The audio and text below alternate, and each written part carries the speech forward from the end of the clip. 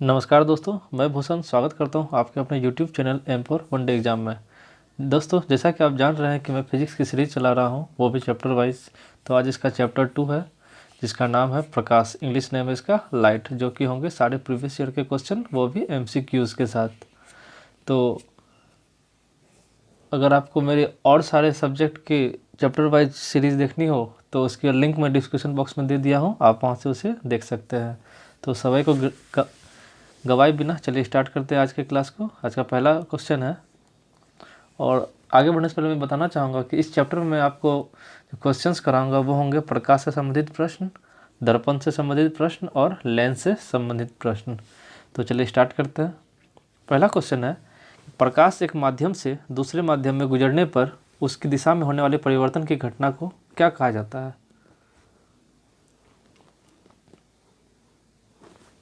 Answer है option number A, अपवर्तन कहा जाता है। दोस्तों, इसमें जो है कि जब प्रकाश किरण विरल माध्यम से सघन माध्यम में प्रवेश करती है तो किरण जो होता है वो सघन माध्यम के पृष्ठ से अविलंब की ओर मुड़ जाती है, तथा सघन से विरल माध्यम में जाने पर यह अविलंब से दूर हट जाती है।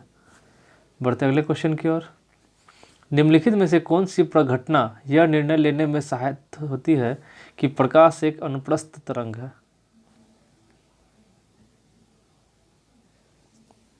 आंसर है ऑप्शन नंबर बी, ध्रुवीकरण, जिसका इंग्लिश नेम होता है पोलराइजेशन। बढ़ते अगले क्वेश्चन की ओर। देहली आवृत्ति कैसी आवृत्ति है?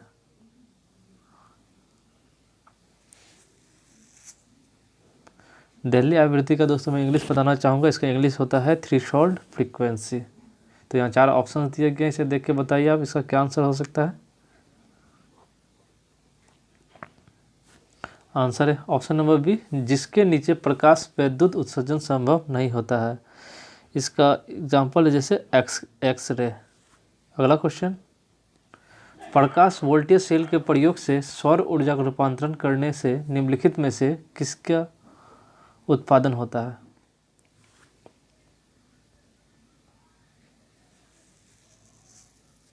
आंसर है ऑप्शन नंबर बी, विद्युत ऊर्जा का। और यह प्रक्रिया जो है वो प्रकाश विद्युत प्रभाव के सिद्धांत पर आधारित है।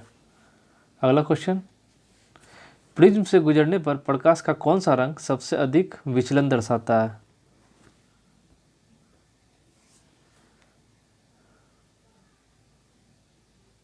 आंसर है ऑप्शन नंबर सी, बैंगनी रंग, क्योंकि बैंगनी रंग का जो होता है वो तरंग दैर्ध्य जो है वो सबसे कम होता है, इसलिए उसका विचलन ज़्यादा होगा। अगला क्वेश्चन, किसी पदार्थ का फोटोग्राफ लेने के लिए अपेक्षित उद्भाषण काल किस पर निर्भर करता है?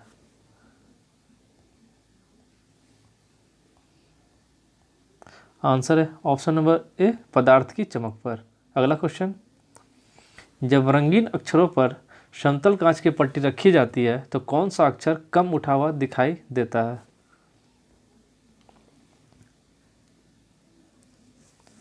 आंसर है option number A, Lal.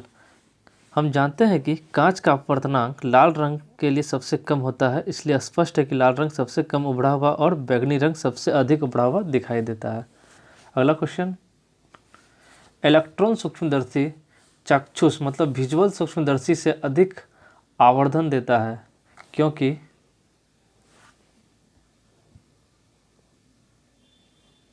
Answer है ऑप्शन नंबर बी, क्योंकि इलेक्ट्रॉन की तरंग दैर्ध्य विजुअल प्रकाश के तरंग दैर्ध्य से कम होती है, इसी कारण से। बढ़ते अगले क्वेश्चन की ओर। चक्षुक प्रदर्शक एकक मतलब विजुअल डिस्प्ले यूनिट में प्राथमिक रंग कौन सा होता है? आंसर है ऑप्शन नंबर बी, सॉरी दोस्तों, यहाँ ऑप्शन नंबर ए नहीं होगा, इसका ऑप्शन नंबर बी होगा, लाल, हरा और नीला। तो बढ़ते हैं अगले क्वेश्चन की ओर। नीले तथा हरे रंग के मिश्रण से कौन सा रंग प्राप्त होता है?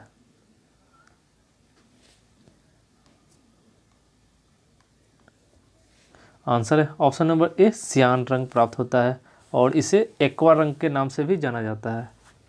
अगला क्वेश्चन, ल्यूमेन किसके यूनिट है?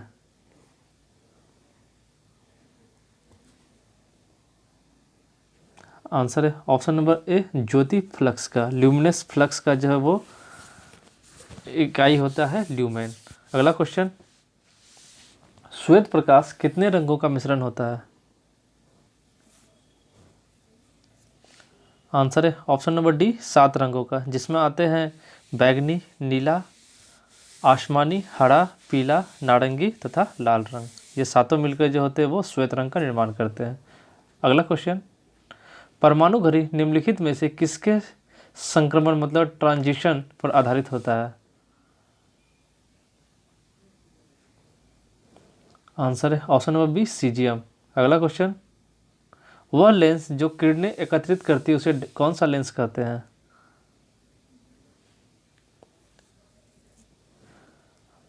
आंसर है ऑप्शन नंबर ए अभिसारी लेंस उसे कहा जाता है, जिसका इंग्लिश नेम होता है कन्वर्जिंग लेंस। अभिसारी लेंस जो होते हैं वो किरणों को सिकोड़ता है अथवा एकत्रित करता है, जबकि अपसारी मतलब डाइवर्जिंग लेंस जो होता है वो प्रकाश किरणों को फैलाता है। अगला क्वेश्चन, रेटिना पर बने प्रतिबिंब का प्रभाव लगभग डैश सेकेंड तक बना रहता है?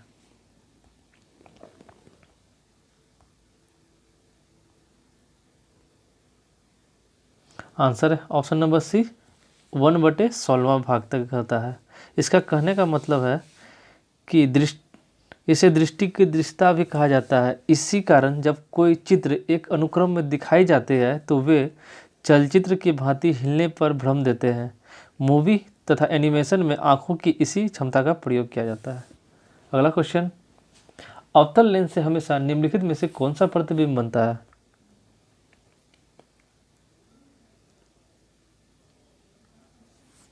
आंसर है ऑप्शन नंबर बी आभासी और सीधा बनता है तथा इसमें वस्तु से छोटा भी बनता है। अगला क्वेश्चन, किसी वस्तु का आवर्धित और आभासी प्रतिबिंब प्राप्त करने के लिए प्रयोग किया जाता है किसका?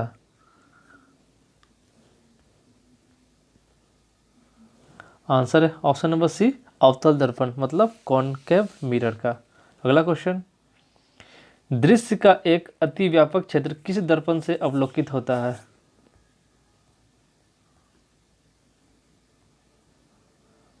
आंसर है ऑप्शन नंबर बी उत्तल का।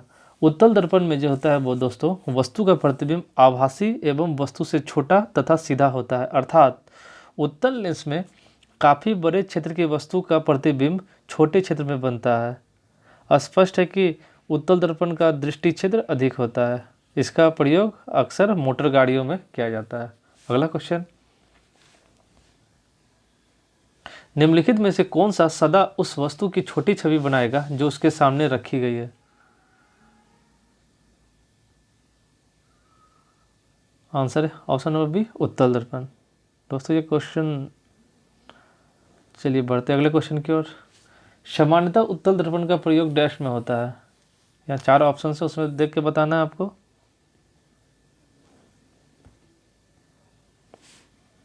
आंसर है ऑप्शन नंबर डी पश्चदर्शी दर्पण, मतलब वो गाड़ी में जो साइड मिरर लगे हुए रहते हैं ताकि हमें पीछे की वस्तु दिखाई पड़े, उसी को हम लोग बोलते हैं पश्चदर्शी दर्पण। अगला क्वेश्चन, आवर्धक लेंस वास्तव में क्या होता है?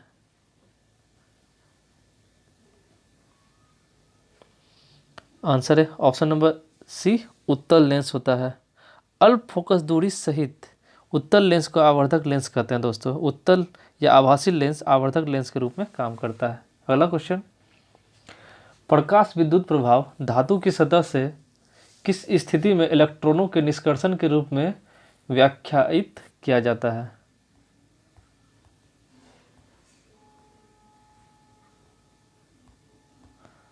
आंसर है दोस्तों ऑप्शन नंबर डी उपयुक्त तरंगदैर्घ्य का प्रकाश उस पर गिरे।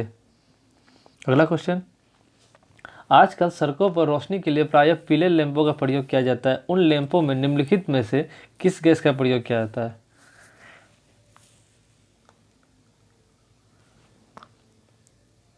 आंसर है option number B neon gas का। दोस्तों ये क्वेश्चन जो पूछा गया था 2011 में पूछा गया था, तो उस समय तो सड़कों के किनारे वास्तव में पीले लैंप का प्रयोग किया था, लेकिन आज के समय में मतलब वर्ष 2020 में जो है पीले लैंपों के स्थान पर आजकल एलईडी सफ़ेद लाइट का प्रयोग किया जाता है ज़्यादातर। बढ़ते अगले क्वेश्चन की ओर। प्रकृति में सबसे सशक्त बल कौन सा है?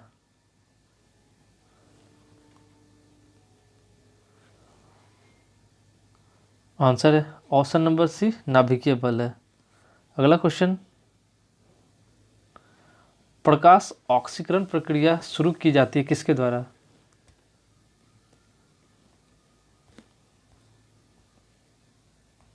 आंसर है ऑप्शन नंबर ए, प्रकाश के द्वारा की जाती है। अगला क्वेश्चन, परिदर्शी मतलब पेरिस्कोप किस सिद्धांत पे काम करता है?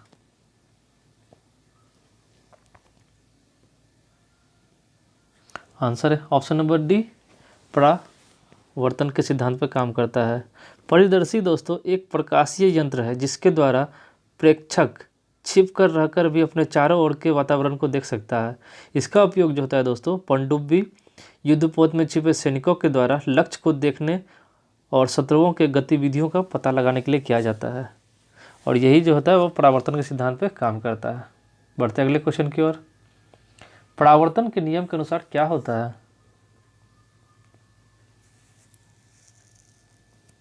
आंसर है ऑप्शन नंबर सी, आपतन कोण सदैव परावर्तन कोण के बराबर होता है। दोस्तों मैं बताना चाहूँगा कि परावर्तन के दो नियम होते हैं प्रकाश के परावर्तन के। पहला है कि आपतित किरण, परावर्तित किरण तथा अभिलंब तीनों एक ही तल पे होते हैं, और दूसरा जो होता है वो आपतन कोण परावर्तन कोण के बराबर होते हैं। तो यहाँ जो क्वेश्चन है उसके अनुसार ऑप्शन सी ही सही होगा।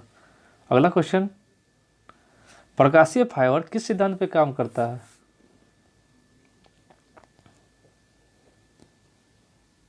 आंसर है ऑप्शन नंबर डी, पूर्ण आंतरिक परावर्तन के सिद्धांत पर काम करता है। और प्रकाशीय फाइबर को तीन भागों से मिलकर बनाया जाता है, वो है कोर, दूसरा है कैलेंडिंग और दूसरा है कोटिंग। अगला क्वेश्चन, ऑप्टिकल फाइबर का आविष्कार किसने किया?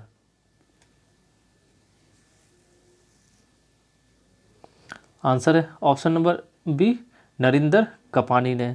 ऑप्टिकल फाइबर एक लचीली पारदर्शी बेलनाकार नलिकाएं हैं जो विशुद्ध कांच मतलब सिलिका की बनी होती है, जो प्रकाश के पूर्ण आंतरिक परावर्तन के सिद्धांत पर कार्य करती है। वर्ष 1952 ईस्वी में मतलब 1952 में भारत में जन्मे अमेरिकी भौतिक शास्त्री नरिंदर सिंह कपानी द्वारा किए गए प्रयोग के फलस्वरूप ही ऑप्टिकल फाइबर का आविष्कार हुआ था दोस्तों।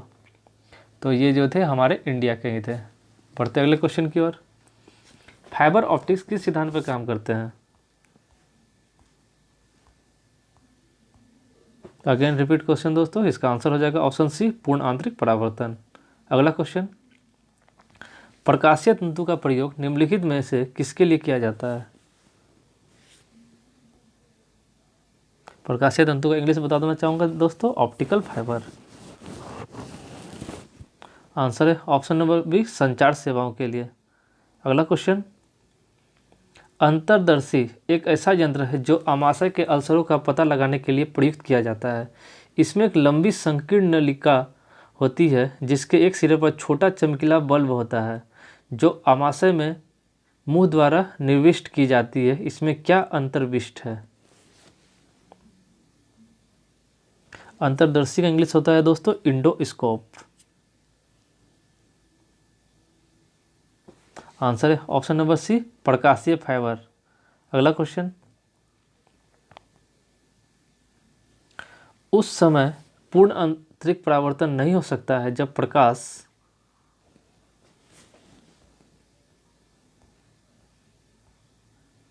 आंसर है ऑप्शन नंबर बी, पानी से होकर कांच में जाता है उस टाइम में दोस्तों। अगला क्वेश्चन, एक अंतरिक्ष यात्री को अंतरिक्ष में आकाश कैसा दिखाई देगा?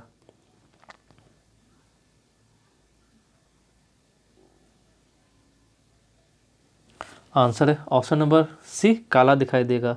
दोस्तों मैं यहाँ बताना चाहूँगा कि दिन में वायुमंडल की धूल और गैसों के कणों के द्वारा सूर्य के प्रकाशीय वर्णक्रम में उपस्थित नीले रंग का प्रकीर्णन या फैलाव अन्य रंगों की तुलना में अधिक होता है, जिसके कारण हमें आकाश नीला दिखाई देता है। लेकिन अंतरिक्ष यात्रा के दौरान जब अंतरिक्ष यात्री आकाश को देखता है तब अंतरिक्ष में वायुमंडल की अनुपस्थिति के कारण मतलब वहाँ ना गैस होती है ना धूल होती है, इसी के कारण से इसकी अनुपस्थिति के कारण हमें आकाश काला दिखाई पड़ता है। अगला क्वेश्चन, आकाश किस कारण से नीला होता है?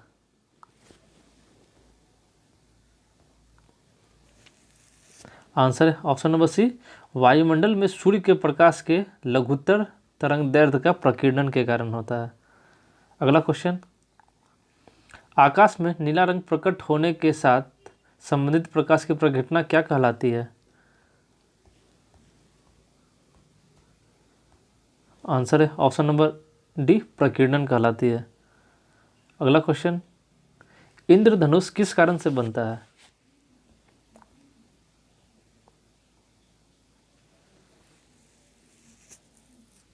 आंसर है ऑप्शन नंबर डी, अपवर्तन और परावर्तन दोनों घटना होती है इंद्रधनुष बनने में। अगला क्वेश्चन, इंद्रधनुष में होता है, यहाँ 4 ऑप्शन देंगे, इसमें चुनना है आपको कि इसमें गलत कौन सा है।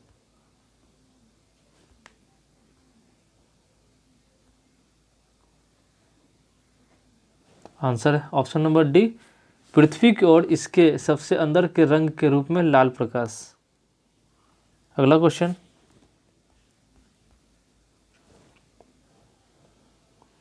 संक्रमण आयन किसमें प्रकाश को अवशोषित कर लेते हैं? आंसर है ऑप्शन नंबर सी, दृश्य क्षेत्र। अगला क्वेश्चन 45 नंबर, पृथ्वी पर दूरस्थ वस्तुओं को देखने के लिए प्रयुक्त उपकरण कौन सा है? आंसर है ऑप्शन नंबर ए, पार्थिव दूरदर्शक, मतलब टेरिस्टेरियल टेलीस्कोप। इस प्रकार के दूरदर्शी में जो होता है, वस्तु का सीधा प्रतिबिंब उत्पन्न करने के लिए एक अतिरिक्त उत्तल लेंस या प्रिज्म प्रणाली होती है। अगला क्वेश्चन, श्वेत प्रकाश को भिन्न भिन्न रंगों में विभक्त करने के लिए निम्नलिखित में से किसका प्रयोग किया जाता है?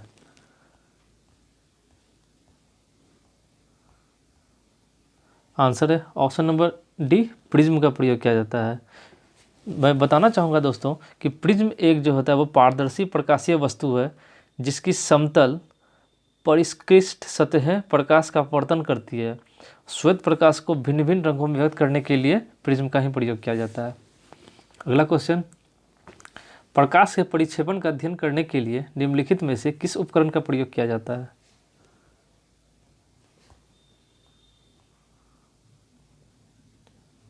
आंसर है ऑप्शन नंबर सी, स्पेक्ट्रोमीटर का प्रयोग किया जाता है दोस्तों।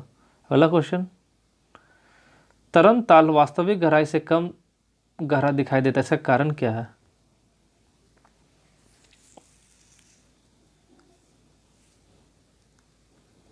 आंसर है ऑप्शन नंबर ए, अपवर्तन के कारण। अगला क्वेश्चन, पानी की टंकी ऊपर से देखने पर कम गहरी दिखाई देती है, इसका कारण क्या है? अगेन रिपीट क्वेश्चन दोस्तों, इसका आंसर होगा ऑप्शन नंबर डी, अपवर्तन। और आभासिक गहराई का फॉर्मूला होता है दोस्तों, आभासिक गहराई इक्वल टू होता है वो वास्तविक गहराई बटे अपवर्तनांक। अगला क्वेश्चन, निम्नलिखित विकल्पों में से कौन सा विकल्प ताप बजट की सही व्याख्या करता है? ताप बजट मतलब हीट बजट। आंसर है ऑप्शन नंबर सी, यह आगत विकिरण और निर्गत विकिरण का संतुलन है। अगला क्वेश्चन, सूर्योदय और सूर्यास्त के समय वायुमंडल में लालिमा किस कारण छा जाती है?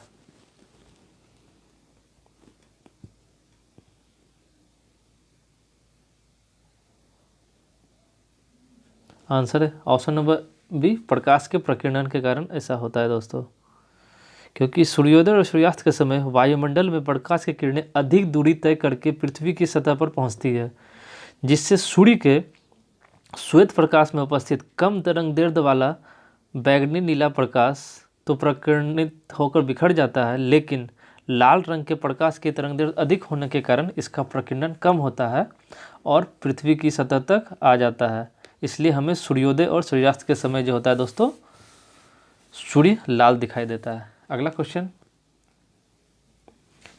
निम्नलिखित में क्या प्रकाश के वायुमंडलीय अपवर्तन का परिणाम नहीं है?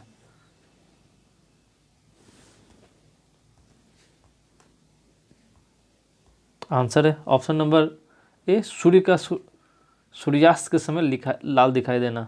अगला क्वेश्चन, लेंस किससे बनता है?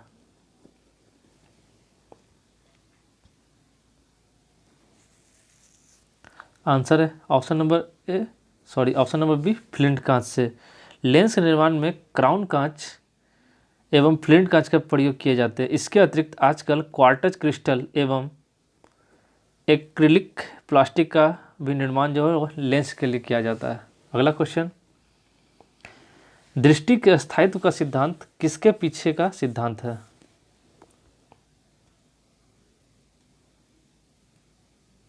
आंसर है ऑप्शन नंबर बी, सिनेमा का। अगला क्वेश्चन, मरीचिका एक उदाहरण है किस चीज का?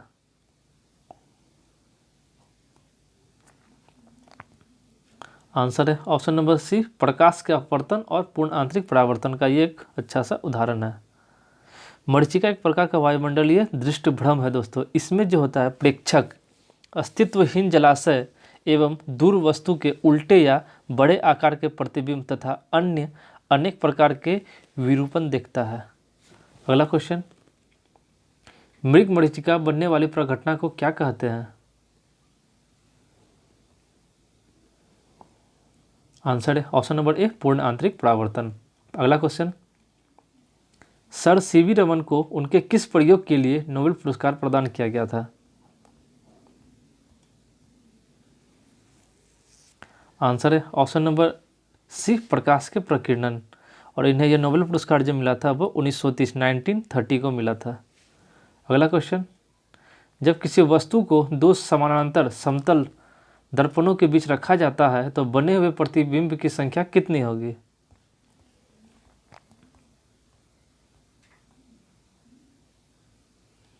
आंसर है ऑप्शन नंबर डी, अनंत होगी दोस्तों। अगला क्वेश्चन, वाहनों के हेडलाइटों में किस प्रकार के दर्पण का इस्तेमाल किया जाता है? आंसर है ऑप्शन नंबर डी, परवलयीय दर्पण मतलब पैराबोलिक मिरर का प्रयोग किया जाता है दोस्तों। पैराबोलिक दर्पण जो होता है दोस्तों, किसी दूर स्थित स्रोत से ऊर्जा को एकत्र कर उसे एक उभयनिष्ठ नाभिकीय बिंदु तक लाने में प्रयोग किया जाता है। अगला क्वेश्चन, वाहन पीछे से आने वाली वस्तुओं को देखने के लिए किसका प्रयोग करते हैं?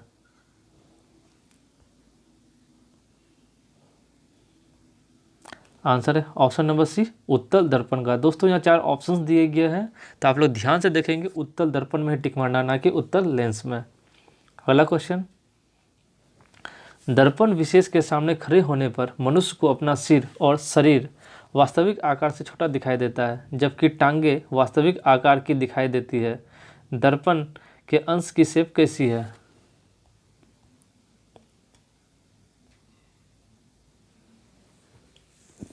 आंसर है ऑप्शन नंबर सी, उत्तल है एवं समतल।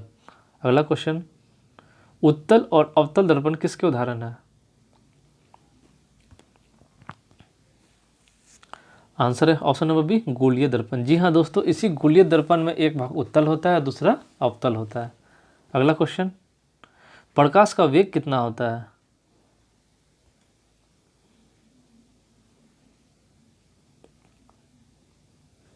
आंसर है ऑप्शन नंबर ए, 3 × 10⁸ मीटर पर सेकेंड होता है, जिसे डेनमार्क के वैज्ञानिक ओले क्रिस्टेनस रोमर ने सर्वप्रथम वर्ष 1676 मतलब 1676 में बृहस्पति ग्रह के उपग्रहों की गति देखकर प्रकाश के वेग का ज्ञात किया था।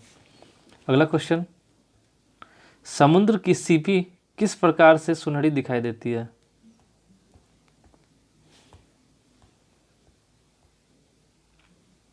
आंसर है ऑप्शन नंबर सी, ध्रुवण के कारण सुनहरी दिखाई देती है। अगला क्वेश्चन, एशिया की विशालतम परावर्ती दूरबीन कहाँ है?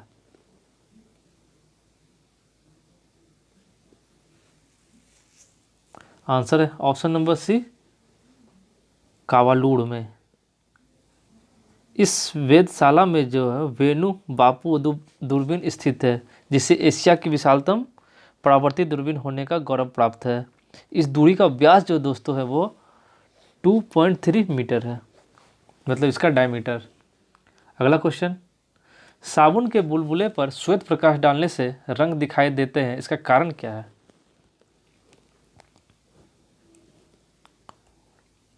आंसर है ऑप्शन नंबर सी, व्यतिकरण के कारण। अगला क्वेश्चन, निम्नलिखित में से किस प्रकाशीय घटना के कारण हीरे जगमगाते हैं और आकर्षक होते हैं?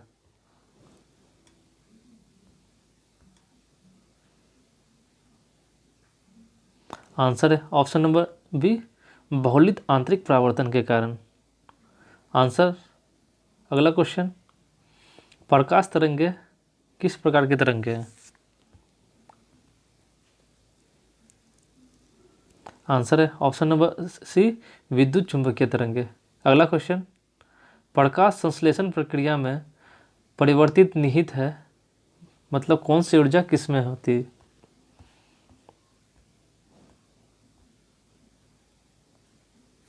आंसर है ऑप्शन नंबर सी, सौर ऊर्जा का रासायनिक ऊर्जा में परिवर्तन होता है फोटोसिंथेसिस प्रोसेस में।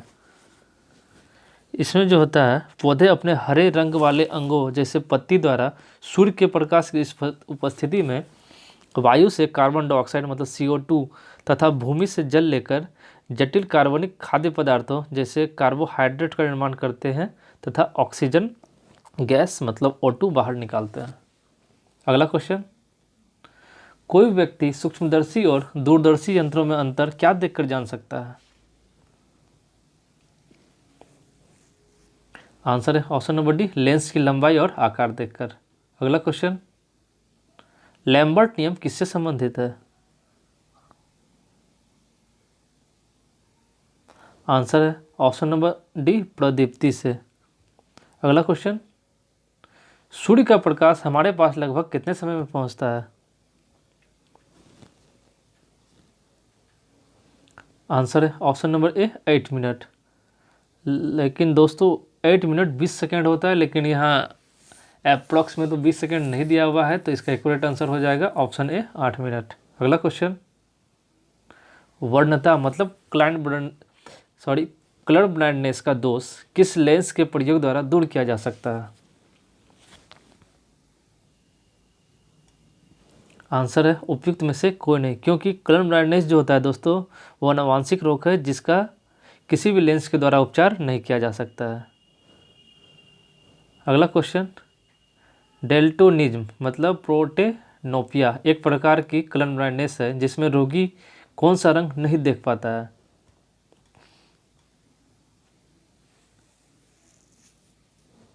आंसर है ऑप्शन नंबर डी, उपयुक्त सभी रंग,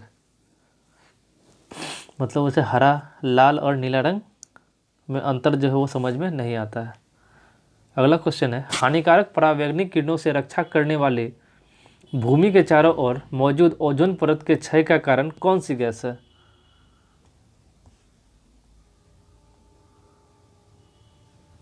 आंसर है ऑप्शन नंबर डी, क्लोरोफ्लोरोकार्बन मतलब CFC गैस। अगला क्वेश्चन है, बाहरी वायुमंडल में ओजोन की परत हमारी मदद करती है किस चीज़ से?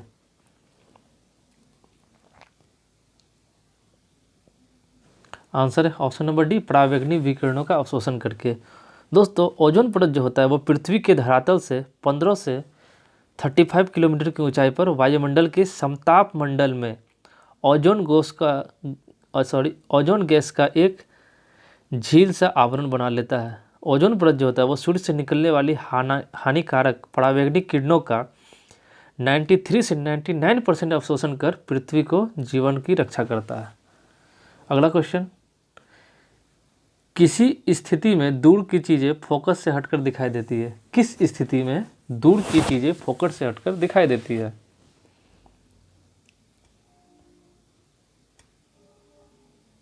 आंसर है ऑप्शन नंबर डी, निकट दृष्टि दोष में ऐसा होता है दोस्तों। अगला क्वेश्चन, उस दृष्टि दोष को क्या कहते हैं जिसमें किसी पदार्थ के एक तल में बिंदु केंद्र में दिखाई देते हैं जबकि दूसरे तल में बिंदु केंद्र के बाहर दिखाई देती है?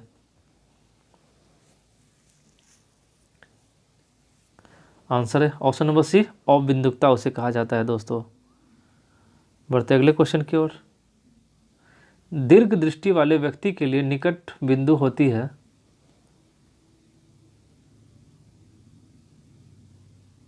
आंसर है ऑप्शन नंबर ए, 25 सेंटीमीटर से अधिक होती है दोस्तों।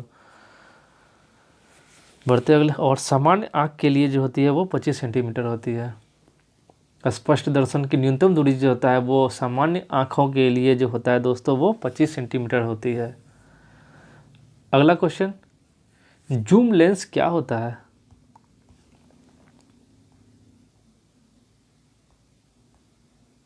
आंसर है ऑप्शन नंबर बी, यह एक परिवर्तित फोकस दूरी वाला लेंस होता है। अगला क्वेश्चन, डायोप्टर किसकी इकाई है?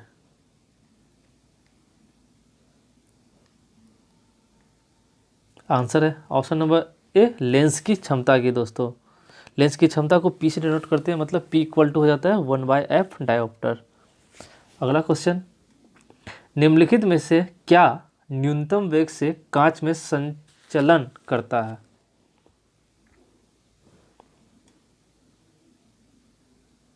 आंसर है ऑप्शन नंबर सी, बैंगनी प्रकाश। अगला क्वेश्चन, किस प्रसिद्ध वैज्ञानिक ने सर्वप्रथम टेलीस्कोप के माध्यम से रात्रि में आसमान देखा? आंसर है ऑप्शन नंबर ए, गैलीलियो ने। अगला क्वेश्चन, प्रकाशीय दूरबीन की अपेक्षा रेडियो दूरबीन अच्छे होते हैं क्योंकि? आंसर है ऑप्शन नंबर डी, उपयुक्त सभी। ये तीनों ऑप्शन जो होता है वो सही है।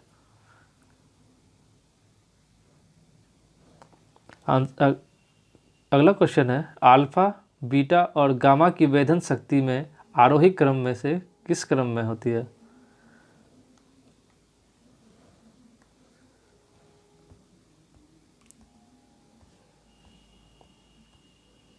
आंसर है ऑप्शन नंबर बी, पहले गामा फिर बीटा उसके बाद अल्फा होती है। मतलब अल्फा किरणों की वेधन क्षमता बहुत कम होती है दोस्तों, जबकि बीटा की वेधन क्षमता अल्फा किरणों से अधिक होती है। अगला क्वेश्चन, फोटोग्राफी में मुख्यतः कौन से रंग होते हैं?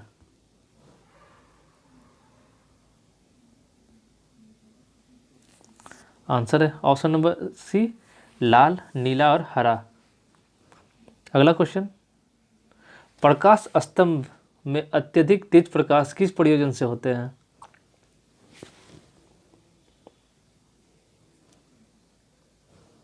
आंसर है ऑप्शन नंबर डी, समुद्र में विभिन्न दिशाओं से आ रहे जहाज़ों का मार्गदर्शन करना और उन्हें चेतावनी देना जो होता है वो प्रकाश स्तंभ का काम होता है। तो दोस्तों इस तरह से मैंने आपको कराया आज फिजिक्स के प्रकाश मतलब लाइट चैप्टर के क्वेश्चंस को। तो आशा करता हूँ कि आपको मेरा ये वीडियो अच्छा लगा हो, और इसी तरह के और भी वीडियोस आपको देखना हो तो जल्दी से मेरे चैनल को सब्सक्राइब करें, और सारे सीरीज़ को देखने के लिए उसके मैं लिंक में डिस्क्रिप्शन बॉक्स में दे दिया हूँ, वहाँ से आप चैप्टर वाइज और सब्जेक्ट वाइज वीडियो देख सकते हैं। तो वीडियो को देखने के लिए थैंक यू सो मच।